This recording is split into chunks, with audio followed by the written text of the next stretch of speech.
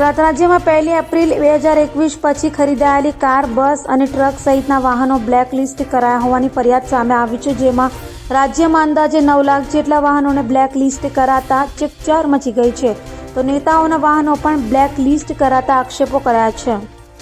ગુજરાત રાજ્ય આરટીઓનો વધુ એક વિવાદ સામે આવ્યો છે. વાત એમ છે કે 1 એપ્રિલ 2021 પછી ખરીદી કરવામાં આવેલી કાર, બસ, ટ્રક સહિતના આશરે 9 લાખ જેટલા વાહનો બ્લેકલિસ્ટ કરાયા છે.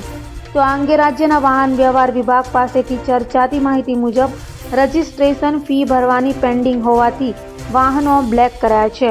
જ્યારે આ અંગે કોંગ્રેસ નેતા દર્શન નાયકે મુખ્યમંત્રીને ફરિયાદ કરી હતી અને મીડિયા સાથે વાત કરતા જણાવ્યું હતું કે ગુજરાત ભાજપ પ્રદેશ પ્રમુખ CR પાટીલના પુત્ર જિગ્નેશ પાટીલની કાર બ્લેકલિસ્ટ કરાઈ છે.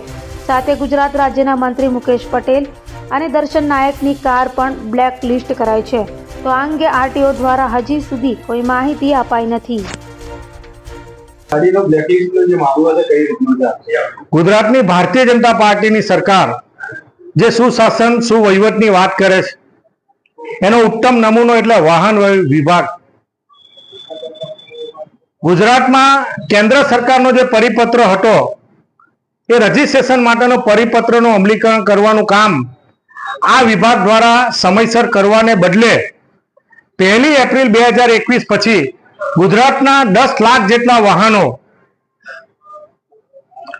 નું જે રજીસ્ટ્રેશન કરવામાં આવ્યું અને રજીસ્ટ્રેશન કર્યા પછી એના નામે થયા પછી 240 રૂપિયા જેવો નજીવો રજીસ્ટ્રેશન ફી બાકી છે એમ કરીને સામાજિક રીતે સંકળાયેલા, રાજકીય રીતે સંકળાયેલા બૌદ્ધિક લોકો, મારી પોતાની પણ ગાડી બ્લેકલિસ્ટ કરવામાં આવી છે એ પ્રકારની મને માહિતી મળતા અને બીજા અન્ય લોકોએ મને ફરિયાદ કરતા માનનીય મંત્રીશ્રીને, માનનીય મુખ્યમંત્રીશ્રીને પત્ર લખીને વિનંતી કરી કે જે અધિકારીને 2021 અને 2023 ઓક્ટોબર પછી ખબર પડી કે આ પ્રકારની પરિસ્થિતિના કારણે 240 રૂપિયા જેટલા બાકી છે, તે અધિકારી સામે તપાસ કરવાને બદલે, એ અધિકારી સામે પગલાં લેવાને બદલે, એની પાસે વસૂલાત કરવાને બદલે ગુજરાતના 10 લાખ વાહન ચાલકોને માથે આ બ્લેકલિસ્ટ નામનું લેબલ લગાવવામાં આવ્યું છે.